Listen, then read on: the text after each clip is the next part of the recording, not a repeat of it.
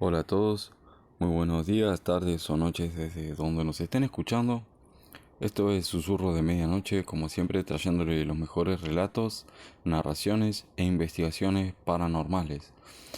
También vamos a estar desvelando muchos mitos y leyendas para contar las verdaderas historias detrás de estos sucesos.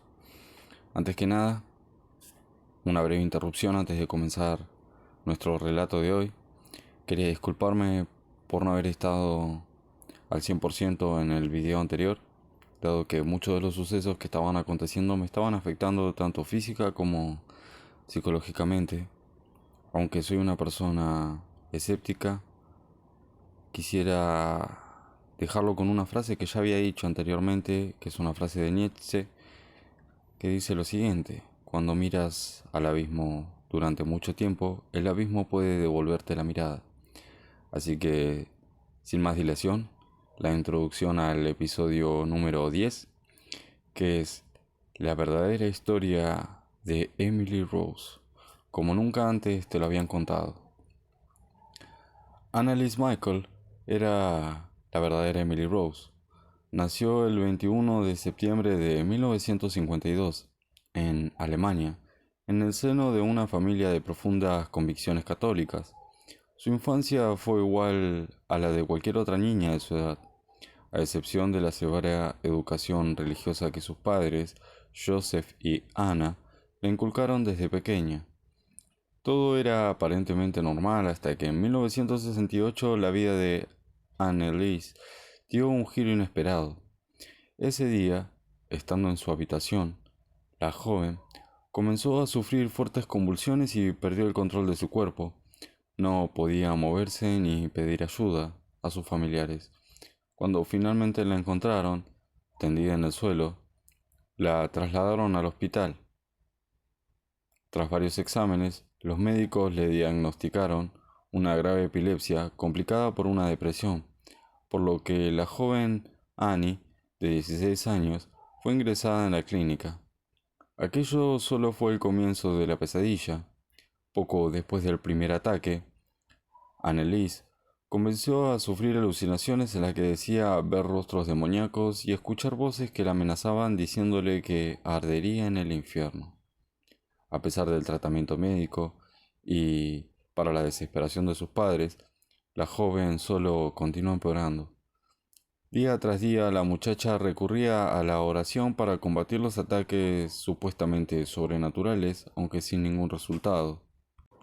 Buscando ayuda, en 1973, y angustiados por la situación de la joven que parecía no tener fin, los padres de Annie pidieron ayuda a varios sacerdotes. Toda la familia estaba convencida de que el demonio la poseía. Sin embargo, y a pesar de sus súplicas, los sacerdotes rechazaban la petición, sugiriéndoles que la muchacha siguiera recibiendo atención médica. Un año después, un sacerdote llamado Ernest Holt se interesó personalmente por el caso de Anneliese y decidió solicitar permiso al obispo de Würzburg para llevar a cabo un exorcismo. La respuesta del obispo fue tajante. Se negaba a la realización del ritual de expulsión del demonio y le recomendaba a la joven que llevara una vida aún más religiosa. Tras el rechazo del obispo, la situación empeoró aún más. Annie empezó a mostrarse violenta con los miembros de su familia, a los que agredió en varias ocasiones. Comenzó a dormir en el suelo, solo comía insectos, obligada por los demonios, y llegó a beberse su propia orina. La situación era insostenible, y finalmente el obispo Joseph Stangl accedió a que los sacerdotes Ernest Alt y Arnold Renz realizaran los exorcismos, que se prolongaron desde septiembre de 1975 hasta junio de 1976. Los religiosos consiguieron la confesión de los supuestos demonios, además del propio Lucifer que atormentaban a la joven, Judas, Caín y los mismísimos Nerón y Hitler. Poco a poco, los durísimos rituales, normalmente 2 sesiones por semana, fueron minando a la joven ya de por sí debilitada, y su salud empeoró. La joven era obligada a realizar 600 genuflexiones acompañada por los rezos de los sacerdotes que la dejaban exhausta. De hecho, las sesiones eran tan brutales que en una de ellas se rompió las rodillas a causa de las flexiones. Finalmente, el junio de 1976, Annie fallecía tras una terrible sesión de exorcismo que tuvo lugar el día anterior. En aquel momento, según se determinaría más tarde en la investigación policial, la muchacha estaba desnutrida, padecía fiebre alta, estaba aquejada de una fuerte neumonía. Buena parte del proceso que la llevó a la muerte, que quedó registrada en cintas de audio, ya que los exorcistas pretendían obtener alguna prueba de la posesión, grabando las voces de los supuestos demonios. Sus últimas palabras registradas por el magnetofono fueron: Madre, tengo miedo. Tras su fallecimiento, el sacerdote Ernest Holt informó a la policía e inmediatamente comenzaron las investigaciones. 2 años después, los religiosos y los padres del adolescente se sentaban en el banquillo de los acusados, enfrentándose a un cargo por homicidio negligente.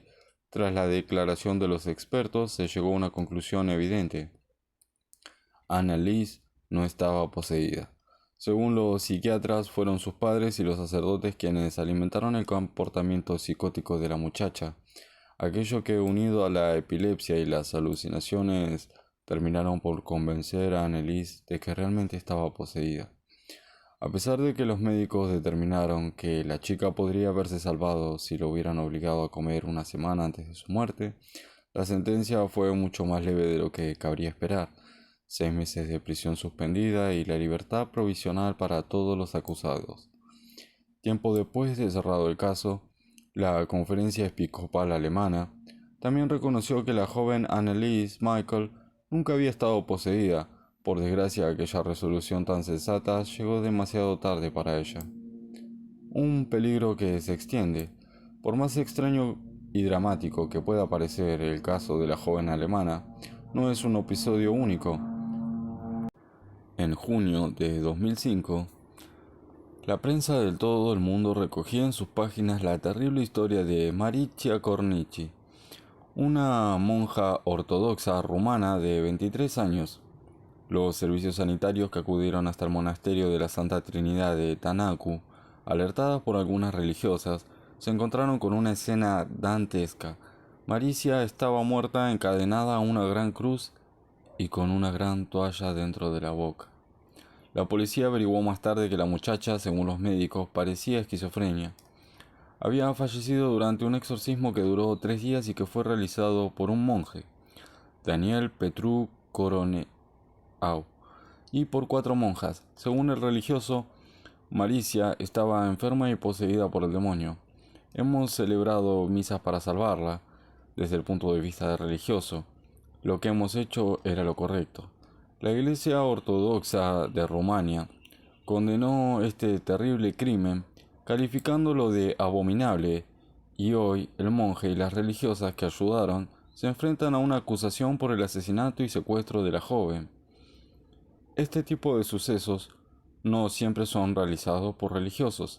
En ocasiones son personas normales, las cuales, cegadas por el fanatismo religioso y la incultura, llevan a cabo atrocidades inimaginables, y España, por desgracia, no es la excepción.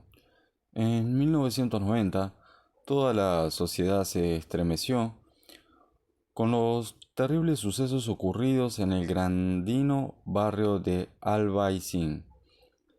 Encarnación Guardia Moreno falleció tras un exorcismo practicado por varios familiares por Mariano Vallejo, el pastelero, un supuesto curandero con antecedentes penales. Según los encausados, Encarnación estaba poseída por el demonio, por lo que decidieron liberarla mediante brutales golpes y castigos propios de un manual de tortura medieval. Arrastrados por la histeria y la superstición, los improvisados exorcistas llegaron a atravesar las partes íntimas de la presunta endemoniada con una aguja de punto calentada al fuego. Apenas unos meses después de aquella atrocidad, En septiembre de 1990, un nuevo caso sacudió a todo el país. En esta ocasión, el lugar elegido por el demonio fue la localidad albaceteña de Almansa. Un grupo de personas lideradas por una curandera local causaron la muerte a la hija de esta tras varias horas de un brutal ritual para expulsar al demonio del cuerpo de la niña. Su enfermiza obsesión fue terrible. Los oficiales llegaron a ver los hechos y se encontraron con las entrañas de la criatura. El Vaticano en pie de guerra.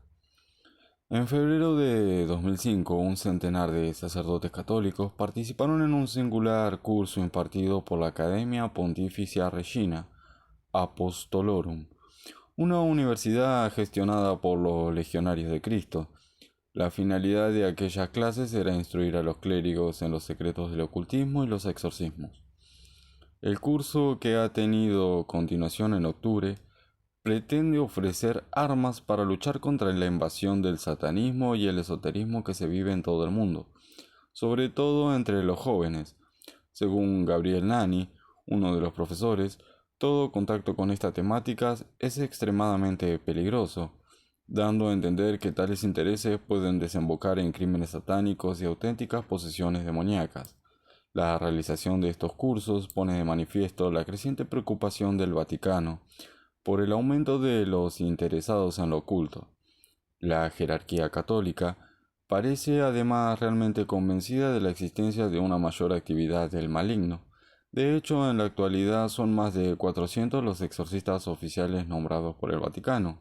Sin embargo, y a pesar de los temores de la Iglesia Católica ante el éxito del esoterismo y los escarceos de la juventud con el satanismo, lo cierto es que casos como el de Anneliese Michael, el de la joven monja romana, o los terribles exorcismos ocurridos en España, no hacen sino poner de manifiesto el hecho aún más preocupante, que la superstición y el fanatismo religioso pueden ser mucho más peligrosos que el propio príncipe de las tinieblas. Bueno, queridos amigos, este ha sido otro relato en donde mostramos el verdadero rostro de los hechos paranormales que ocurren de fondo. Si me preguntan y si me piden una opinión personal, yo creo que la triste historia de Emily Rose fue verídica. Se ha sabido desde hace mucho tiempo que los demonios suelen entrar por cualquier abertura o debilidad mental que la persona posea. Suelen entrar como ligeros susurros o como pensamientos que nos influyen a actuar de mala manera. No solo la esquizofrenia causa esto, sino algunos trastornos como la bipolaridad, pero se ha sabido de casos en las que personas poseídas han aumentado gradualmente su fuerza a 3 veces la de un hombre adulto, equiparándose casi con la fuerza de un animal. ¿De dónde viene esta fuerza? ¿De dónde provienen todos estos casos realmente? ¿Qué son las entidades paranormales? Podríamos dar una larga explicación de esto, sin embargo, no tendríamos ningún resultado dado que, últimamente, se ha optado por censurar la verdad sobre los hechos paranormales, alegando que solo son parte de procesos cuánticos y de universos que aún no llegamos a comprender. Pero si piden mi opinión sobre lo paranormal, yo creo que existen las entidades. Nosotros mismos somos capaces de crearlas. Podría hacer un video acerca de los tulpas, pero también creo que cuando las personas fallecen en circunstancias terribles, dejan una marca, hacen que su espíritu se arraigue a este terreno, a este mundo terrenal. Y eso es lo que nosotros solemos ver y decir que son fantasmas. Lamentablemente, las personas que han muerto en terribles circunstancias dejan una huella que es muy imposible de borrar. Queridos amigos, me estoy despidiendo de este relato, esperando que lo hayan pasado de la mejor manera. Fueron más de uno los casos que presenté aquí, pero es nada más que con el motivo de que ustedes sepan qué es lo que pasa detrás de los mitos que conocemos y de las noticias que vemos en todo el mundo. Esto fue Susurros de Medianoche Y yo, su amigo el narrador, me despido de ustedes después de haberles presentado este episodio número 10, la verdad acerca del exorcismo de Emily Rose. Esperando que estén todos siempre de la mejor manera posible, les mando un abrazo y hasta la próxima.